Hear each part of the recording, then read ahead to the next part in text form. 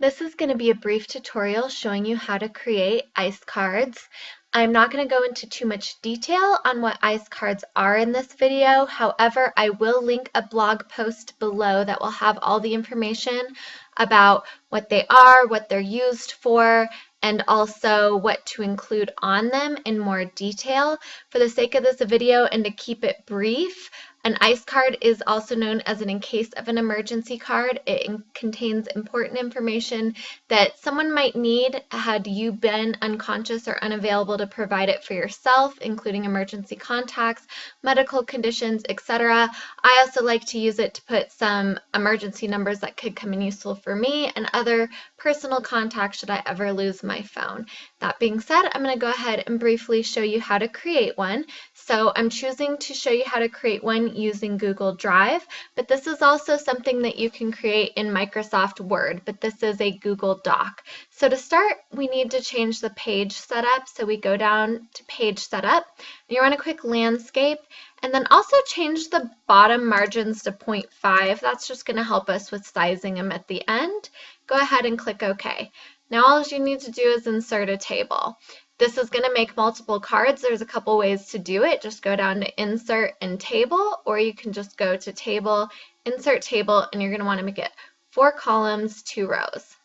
Now, for the sake of saving time, I'm just going to copy and paste some example details into this, and that way it will show you very simply the example of what to include on the front and the back.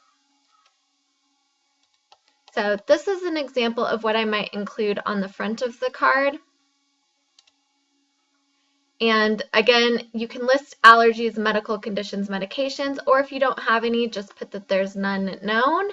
Any healthcare provider insurance info. And when you list your emergency contacts, it's important to have 2 or 3 on the front of the card, but you're going to want to list their name, their relation to you, and their phone number.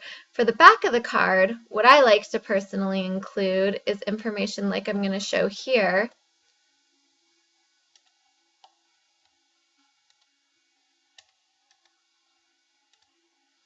This is more reference for you and for other situations. You can change sizing on the lettering depending on how much information you want to put into the card, but I like to put personal info. For that, I only like to put a phone number, but that should someone find my possession and need to contact me.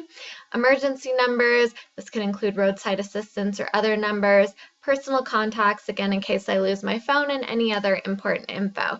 Now, once you've got both of these set up so they have all the information you want, then you're just going to want to go ahead and copy and paste. So as you'll see here, I'm just going to go ahead and copy. This is going to be the front of the card, so I want to put it in every other column, and it's just something that you're going to fold over.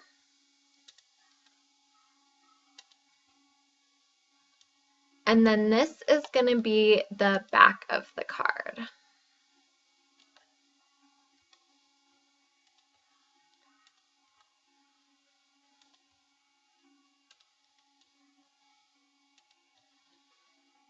Now, once you have all these pasted in, the last step is you just want to make sure that this is sized correctly. So far, it looks that it is. You want these to be even, top and bottom, and you want to have them be approximately credit card size. You can always hold a credit card up to the screen. Once you have them to the correct size, if you need to make them a little bit bigger, for example, you could just drag here. And let's say this one was a little bit too big, just drag or drop, just move there to create them to the size that you would like them to be. Once you're done with that, just go ahead and print the card. You're going to want to protect it somehow by you're going to want to cut them down to card size, fold them over, and then you can laminate them. You can put them in a personal card protector, just a clear one, or you can actually even use packaging tape to tape the front and back and then just cut them down to size when you're done.